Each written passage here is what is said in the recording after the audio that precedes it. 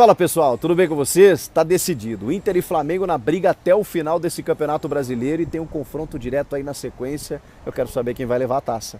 Chega mais, eu sou o Chico Garcia, inscreva-se no canal e vamos juntos.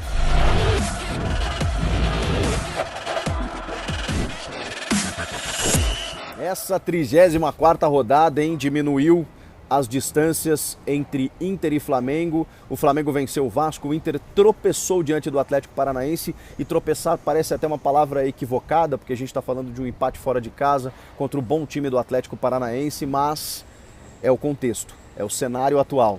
É o Internacional que conquistou 9 vitórias seguidas e que teve essa sequência interrompida no mesmo momento em que você vê uma jamanta, um gigante dando luz alta atrás no retrovisor, que é esse Flamengo com tanta qualidade que vem crescendo na hora certa.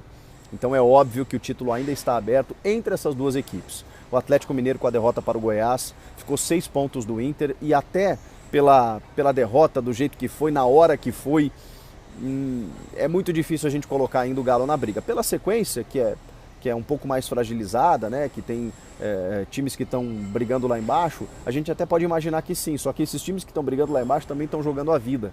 Então vai ser difícil para o Atlético mesmo. Eu já não vou colocar mais Atlético nem São Paulo, por motivos óbvios, na briga pelo título. Inter e Flamengo vão disputar ponto a ponto esse título até o final.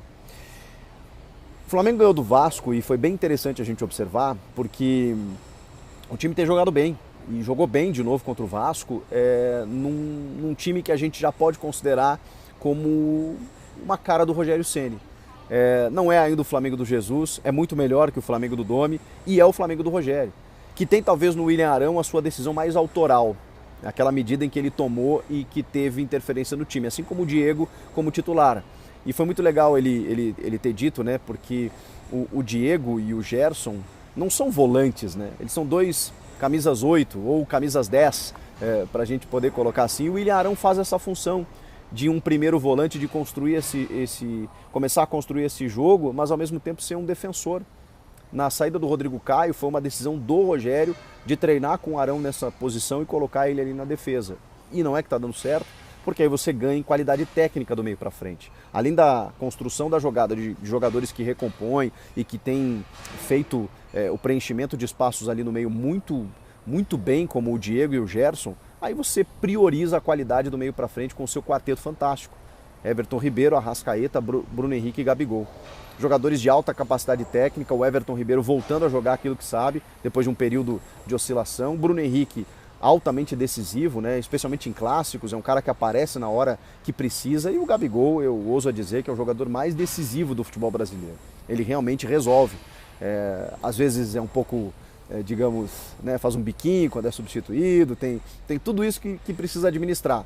Mas é um jogador que, enquanto ele está em campo, ele dá assistência, ele faz gol, ele aparece, ele se movimenta, ele é um jogador que não dá para discutir a sua titularidade. E o Flamengo tem esse time, esse elenco chegando numa hora crucial da temporada, do campeonato, para poder buscar esse bi consecutivo, né? Que é muito difícil de ser conquistado. Só que aí, por outro lado, tem o Inter. Esse jogo contra o Vasco do Flamengo, como eu disse, tem essas questões e tem a marcação-pressão, tem o Flamengo envolvente, tem o Flamengo dando combate, tem o Flamengo muito mais intenso do que a gente via com o Domi e até no começo do Rogério. Demora um pouco, né, para você implementar suas ideias. O Inter não jogou tão bem contra o Atlético, mas foi contra o Atlético, um adversário difícil, que sempre é muito difícil de ser batido na sua casa. Tem o gramado sintético, tem o time que está em ascensão no campeonato, está disputando outras coisas, mas eu acho que o jogo até foi bem equilibrado. O Inter deu uma bola na trave, mas antes o Atlético também tinha dado. O Rodinei depois cobra uma falta que o Santos tem que buscar. O Lomba faz 2 defesas difíceis. Um jogo que poderia ter terminado como terminou no 0-0. Tem um pênalti reclamado para o Inter no último lance do jogo, que eu até não acho que seja, mas eu entendo quem reclama que é. Porque os árbitros estão marcando, né, esse tipo de pênalti. Às vezes a bola bate sem querer por ali, mas o braço está um pouquinho longe do corpo. Eles interpretam como ação de bloqueio. Mas tem também o condicionamento, né, de que o Inter ganhou alguns pênaltis no final dos últimos jogos, aí eu imagino que não passou na cabeça do árbitro. Isso acontece. Poxa vida, vou marcar um pênalti aos 50 minutos de novo para o Inter vai ganhar, vai se distanciar na liderança. Claro que ele não pensou tudo isso, mas isso fica, né, porque houve uma reclamação muito grande de que o Inter estava sendo beneficiado, e não foi, né. Os pênaltis marcados aconteceram nos últimos jogos. Então, para o Bragantino, contra o Grêmio, contra o Bragantino, contra o Grêmio. Então, mas isso acontece. Então, entendo quem acha que não foi e entendo quem reclama que deveria ter sido marcado esse pênalti ali no final. Fiquei no muro, mas é porque realmente essa regra está cada vez mais confusa e cada um marca uma coisa.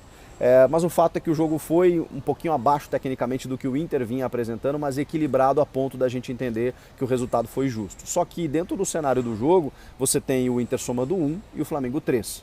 E diminuindo essa vantagem para 2. Só que aí tem um confronto direto que pode decidir tudo ali na frente. Vamos lá, os próximos jogos. O Flamengo tem uma pedreira agora domingo, que é contra o Bragantino, um dos grandes times da temporada, especialmente nesse segundo turno, desse momento no Campeonato Brasileiro, e vai ser bem difícil do Flamengo vencer esse jogo. O Flamengo vai ter que encarar como uma final, como uma grande decisão, para poder conseguir se aproximar do Inter. Por outro lado, o Inter vai encarar o Sport. E o Sport é um time que está brigando para não cair, mas vamos combinar que tecnicamente é inferior ao próprio Bragantino. Depois de encarar o Bragantino, o Flamengo vai encarar o Corinthians no Maracanã. O Corinthians no Maracanã, depois ele enfrenta o Inter no Maracanã e sai para jogar contra o São Paulo no Morumbi. O Inter vai jogar com o Sport, depois do Sport o Inter pega o Vasco em São Januário, depois encara o Flamengo no Maracanã e depois recebe o Corinthians no Beira-Rio. Essa tabela vai definir tudo. Só que nesses dois próximos jogos, a gente pode ter essa distância mantida de 2 pontos, a gente pode ter uma distância maior do Inter para o Flamengo, a gente pode ter o Flamengo, inclusive, tendo ultrapassado o Inter. De qualquer forma, esse jogo na 37ª rodada, na penúltima rodada no Maracanã, será a final do campeonato. Ali a gente vai decidir quem será o campeão brasileiro, que ainda pode ser definido na última rodada, mas é o confronto direto, é onde você tira pontos do seu adversário, é onde você soma pontos e impede ele de somar. Que reta final, hein? Vai ser muito bacana de ver e realmente está tudo aberto, e Inter ou Flamengo, um dos dois será o campeão brasileiro de 2020, já avançando em 2021. Façam suas apostas. Comenta aqui embaixo, inscreva-se no canal, volto na próxima. Tchau!